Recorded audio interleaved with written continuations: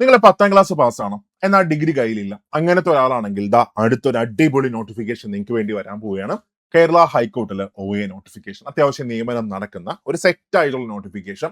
നമുക്ക് അതിന്റെ ഡീറ്റെയിൽ ആയിട്ട് നമുക്ക് അതിനൊന്ന് അനലൈസ് ചെയ്താലും, അതായത് എന്ന് നോട്ടിഫിക്കേഷൻ വരും, ക്വാളിഫിക്കേഷൻ എന്താണ്, ഏജ് ലിമിറ്റ് എന്താണ്, അതിന്റെ സിലബസ് എന്താണ്, എക്സാം പാറ്റേൺ എന്താണ്, എങ്ങനെ നമുക്ക് ജോലി കിട്ടും, എല്ലാ കാര്യങ്ങളും നമുക്ക് ഈ സെഷനിൽ നമുക്ക് മനസ്സിലാക്കാം. അതിനു മുമ്പ് സൂപ്പർ നോട്ട്സ് എന്ന ചാനൽ ആദ്യമായിട്ട് കാണുന്നവരാണെങ്കിൽ ഉറപ്പായിട്ട് സബ്സ്ക്രൈബ് ചെയ്തോ. ഒരിക്കലും നിങ്ങൾ നിരാശപ്പെടത്തില്ല, ഒരു നോട്ടിഫിക്കേഷൻ നിങ്ങൾ മിസ്സാക്കത്തില്ല, ഒരു ലാസ്റ്റ് ഡേറ്റ് നിങ്ങൾ മിസ്സാക്കത്തില്ല. എപ്പോഴും എല്ലാ എക്സാമുമായിട്ട് നിങ്ങൾക്ക് അപ്ഡേറ്റ് ആയി നിൽക്കാം. ഓക്കെ, അപ്പോൾ നമുക്ക് ഡീറ്റെയിൽ ആയിട്ട് നമുക്ക് നോക്കാം. നിലവിലെ റാങ്ക് ലിസ്റ്റ് അവസാനിക്കുന്നത്, അതായത് കേരള ഹൈക്കോർട്ട് OAയുടെ നിലവിലെ റാങ്ക് ലിസ്റ്റ് അവസാനിക്കുന്നത് 23/6/2027 അവസാനിക്കുന്നത്. എന്ന് വെച്ചാൽ 2027 ജൂൺ മാസം നിലവിലെ റാങ്ക് ലിസ്റ്റ് അവസാനിക്കുകയാണ്. അപ്പൊ ആ സമയമാകുമ്പോൾ പുതിയ റാങ്ക് ലിസ്റ്റ് വരണം. അങ്ങനെയാണെങ്കിൽ 2026 ഈ വർഷം 2026 ഒരു നവംബർ ഡിസംബർ മാസങ്ങളിൽ നമുക്ക് നോട്ടിഫിക്കേഷൻ പ്രതീക്ഷിക്കാം. നോട്ടിഫിക്കേഷൻ വന്നു കഴിഞ്ഞാൽ ഒരു 4-5 മാസം നമുക്ക് കിട്ടും. 2027 ഒരു മെയ് മാസമോ ജൂൺ മാസമോ നമുക്ക് എക്സാം പ്രതീക്ഷിക്കാം. അതിനുശേഷം 2027 ഒരു സെപ്റ്റംബർ മാസമൊക്കെ ആകുമ്പോൾ നമുക്ക് റാങ്ക് ലിസ്റ്റും പ്രതീക്ഷിക്കാം.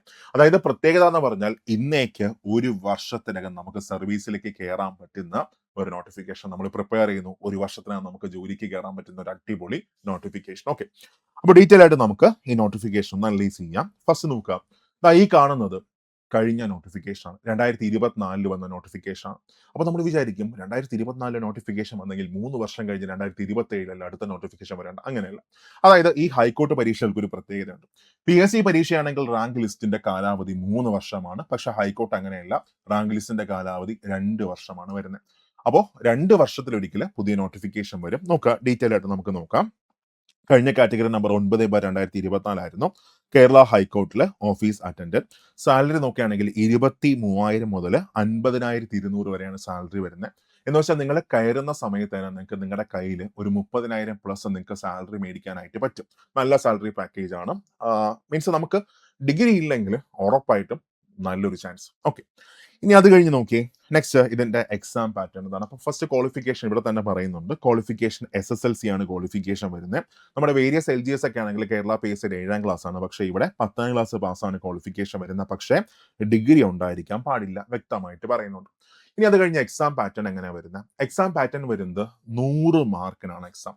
100 മാർക്ക് 75 മിനിറ്റ് ആണ്. 1.25 മണിക്കൂറാണ് എക്സാമിന്റെ സമയം വരുന്നത്. ക്ലിയർ ആണ്. OMR എക്സാം ആണ്. കേരള PSC പോലെ തന്നെയാണ് OMR എക്സാം ആണ്.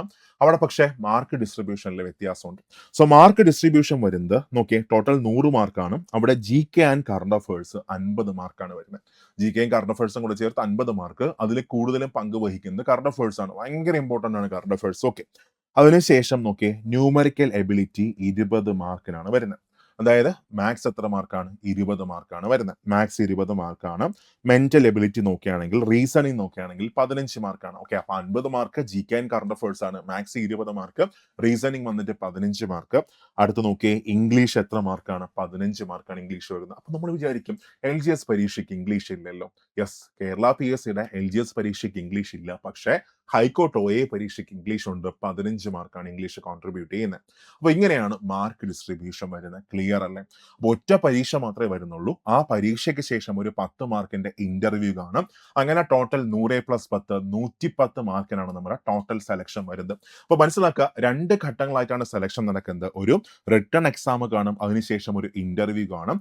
ഇന്റർവ്യൂ 10 മാർക്കിനായിരിക്കും വരുന്നത്. ടോട്ടൽ 110 മാർക്കിനാണ് നമ്മുടെ സെലക്ഷൻ പ്രോസസ്സ് വരുന്നത്. ക്ലിയർ അല്ലേ? ഓക്കെ ആണ്. ഓക്കെ, ഇനി അതിനുശേഷം നോക്കി ഏജ് ലിമിറ്റ് എത്രയാണ്, ആർക്കൊക്കെ അപേക്ഷിക്കാൻ പറ്റും, ഏജ് ലിമിറ്റ് എത്രയാണ് ഒന്ന് ശ്രദ്ധിച്ചോളൂ കേട്ടോ. ഇപ്പൊ കേരള PSCയുടെ പരീക്ഷകൾ നോക്കുകയാണെങ്കിൽ 18 വയസ്സ് മുതൽ 40 വയസ്സ് വരെയാണ് ഏജ് ലിമിറ്റ് വരുന്നത്. പക്ഷെ ഹൈക്കോർട്ടിൽ അത് ബാധകമായിട്ടില്ല, ഇതുവരെ ബാധകമായിട്ടില്ല. നോട്ടിഫിക്കേഷൻ വരുന്ന സമയത്ത് മാറുമെന്ന് ചോദിച്ചാൽ അതും ഡൗട്ടാണ്. അതായത് നിങ്ങൾ ജനറൽ കാറ്റഗറി ആണെങ്കിൽ, അൺറിസർവ്ഡ് കാറ്റഗറി ആണെങ്കിൽ അവിടെ ഏജ് ലിമിറ്റ് വരുന്നത് 18 വയസ്സ് മുതൽ 36 വയസ്സ് വരെയാണ് ഏജ് ലിമിറ്റ് വരുന്നത്. അതായത് കൃത്യമായിട്ട് വർഷം പറയുകയാണെങ്കിൽ 2/1/1990 ശേഷം ജനിച്ചവർക്ക് അപ്ലൈ ചെയ്യാനായിട്ട് സാധിക്കും. ഇനി അതേസമയം നിങ്ങൾ OBC ആണെങ്കിൽ OBC ആണെങ്കിൽ 3 വർഷം ഏജ് റിലാക്സേഷൻ ഉണ്ട്. 18 വയസ്സ് മുതൽ 39 വയസ്സുള്ളവർക്ക് അപ്ലൈ ചെയ്യാനായിട്ട് പറ്റും. അതായത് ഡേറ്റ് ഓഫ് ബർത്ത് നോക്കുകയാണെങ്കിൽ 2/1/1987 ശേഷം ജനിച്ചവർക്ക് അപ്ലൈ ചെയ്യാൻ പറ്റും. അതിനുശേഷം SC/ST ആണെങ്കിൽ SC/ST നോക്കിയാൽ അവിടെ 5 വർഷം ഏജ് റിലാക്സേഷൻ ഉണ്ട്. 18 വയസ്സ് മുതൽ 41 വയസ്സുള്ളവർക്ക് അപ്ലൈ ചെയ്യാൻ പറ്റും.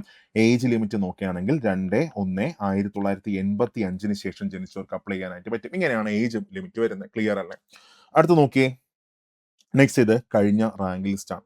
സോ കഴിഞ്ഞ റാങ്ക് ലിസ്റ്റ് നിങ്ങൾക്ക് വന്ന ഡേറ്റ് കാണാൻ പറ്റും. 24/6/2025 കഴിഞ്ഞ റാങ്ക് ലിസ്റ്റ് വന്നത്. കഴിഞ്ഞ പരീക്ഷയുടെ കട്ട് ഓഫ് 67 മാർക്കായിരുന്നു കഴിഞ്ഞ പരീക്ഷയുടെ കട്ട് ഓഫ്. ഇവിടെ ശ്രദ്ധിക്കേണ്ട ഒരു കാര്യം, കഴിഞ്ഞ നോട്ടിഫിക്കേഷൻ വന്ന സമയത്ത് 39 വേക്കൻസിയിലാണ് നോട്ടിഫിക്കേഷൻ വന്നത്. സോ നോട്ടിഫിക്കേഷൻ വന്ന സമയത്ത് 39 ഉള്ളൂവെങ്കിലും ഇവിടെ ചെറിയൊരു പ്രശ്നമുണ്ട്. അത്യാവശ്യം റാങ്ക് ലിസ്റ്റ് നന്നായിട്ട് ഫിൽ ആവുന്ന ഒരു നോട്ടിഫിക്കേഷൻ ആണ്. കാരണം ഈ ഹൈക്കോർട്ട് OA പരീക്ഷയ്ക്ക് വലിയൊരു ഡീമെറിറ്റ് ഉണ്ട്. ഡീമെറിറ്റ് എന്ന് പറഞ്ഞാൽ നമുക്ക് ഹൈക്കോർട്ടിൽ മാത്രമേ ജോലി കിട്ടത്തുള്ളൂ. അതായത് എറണാകുളത്ത് മാത്രമേ നമുക്ക് ജോലി കിട്ടത്തുള്ളൂ. അപ്പം ഈ പരീക്ഷയ്ക്ക് തിരുവനന്തപുരം മുതൽ കാസർഗോഡ് ഉള്ളവർ എല്ലാവരും അപ്ലൈ ചെയ്യും. ഓക്കെ, നമ്പർ ഓഫ് ആപ്ലിക്കൻസ് കുറവാണ് കേട്ടോ. കാര്യം ആപ്ലിക്കേഷൻ ഫീസ് 500 രൂപയുണ്ട്. അതുകൊണ്ട് നമ്പർ ഓഫ് ആപ്ലിക്കേഷൻസ് കുറവാണ്. പക്ഷേ എല്ലാ ജില്ലക്കാരും അപ്ലൈ ചെയ്യും.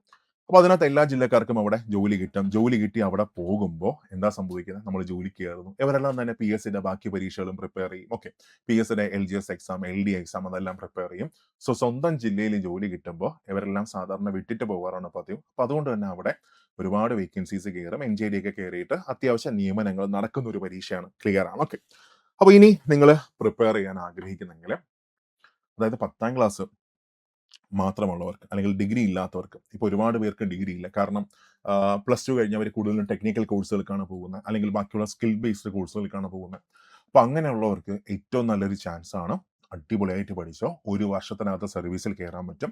അപ്പോൾ നമ്മൾ സൂപ്പർ നോട്ട്സ് ഇതിനായിട്ട് നമ്മുടെ പുതിയ ബാച്ച് നമ്മൾ സ്റ്റാർട്ട് ചെയ്യാൻ പോവുകയാണ്. അടിപൊളിയായിട്ട് പ്രിപ്പയർ ചെയ്യാം.